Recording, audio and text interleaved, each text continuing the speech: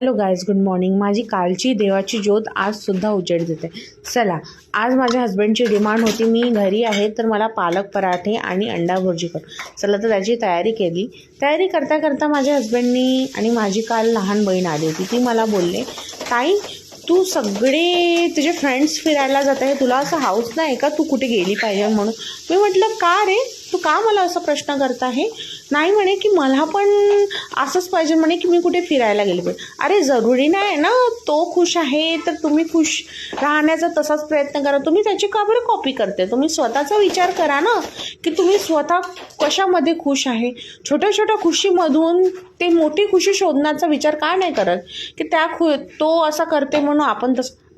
नवरा जर आपल्याला, नवरा असो की कोणी पण, नवरा आपल्याला एक फूल पण देत असेल तर तुम्ही मोठ्या गुलाबाच्या पाकळ्या किंवा मोठ्या बुकेची का बरं आस करता. नाही, गरजच नाही ना आपल्याला आस करायची. तुम्ही छोट्या छोट्या गोष्टीमध्ये आपली खुशी शोधा.